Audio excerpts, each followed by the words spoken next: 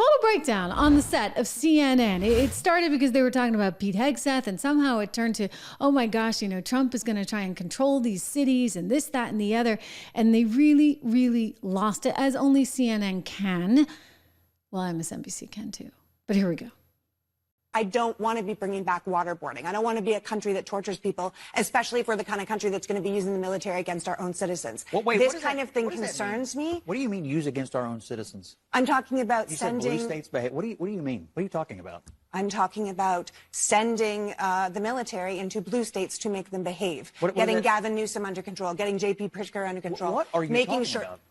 What do you mean, like sitting into the state capitol to commandeer the state government? I mean, I hope not, but he's definitely talked about that. I don't know why you're acting like you've never heard the this military before. to suppress, in the Black Lives Matter era, those protests in the street. He was there himself. Actually, I just make sure I understand your position, that you believe Donald Trump is going to use the military to set up effectively like coups in state capitals of states that he didn't win? I think you're taking it a step or two. No, she said far. make blue states behave, and she also said round up immigrants. That's not true. Well, it's deport illegal immigrants. Scott, I think you just need to be a I little don't know why precise you're about acting. these attacks. No. Okay, I'm sorry. Hold on. I mean, look.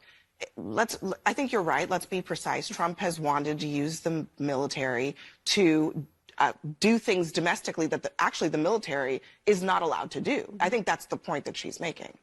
Like what?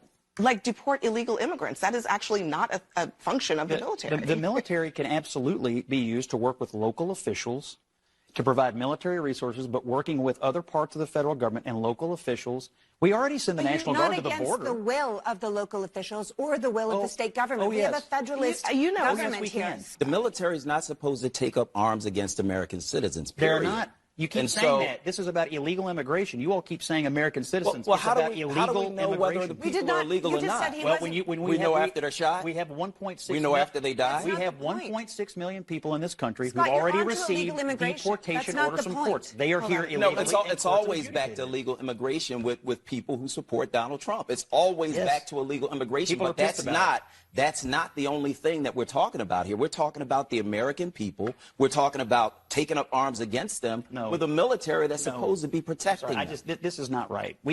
You cannot say Donald Trump is sending the military to round up. That's what he said. That is what he is saying, Scott. That's not what I'm they kind of did. Totally false. He said that. Totally false. That's what he said.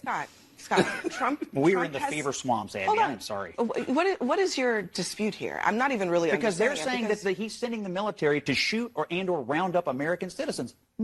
We did not say shoot. No, I think people, the issue. Scott. The issue. You said he just said take up arms. Scott, why are you acting like Trump Elliot here? I mean, look, I did say take up arms because when you send the army in, that's what they're there for. Elliot.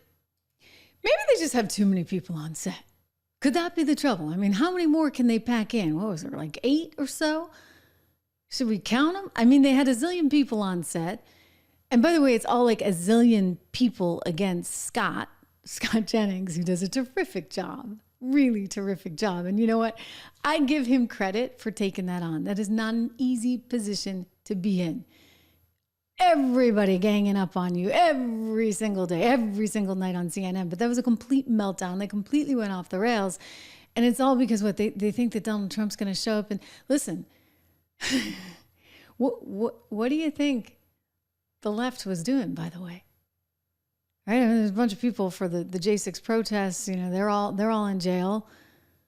There's the fact that they went after some reporters like Matt Taibbi with the IRS showing up on his doorstep the day he was supposed to testify for Congress about the Twittergate files because the State Department was like deep in bed at Twitter. I mean, there's some pretty wild stuff that has gone down during the Biden administration. The Biden administration ensuring that Twitter got the New York Post kicked off and Facebook was kicking off the former president of the United States. I mean, okay.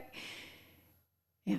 And then they were, this was the best. Remember when they were going after parents that would show up at the school board meetings because they were like, how dare you as a parent challenge the school board when they put all this, frankly, in many cases, it felt like pornography, like out there on display for Library Week. And somehow that was the parents that were bad. We had to root out those evil parents. Or the best was, remember when there was that whole scandal about the FBI trying to target families that attended Mass in Latin? I mean, you can't make it up. Anyway, look, Donald Trump is about preserving freedom. The whole team around him is all about preserving freedom, but also preserving some kind of safety, right? So you need the good intel ops.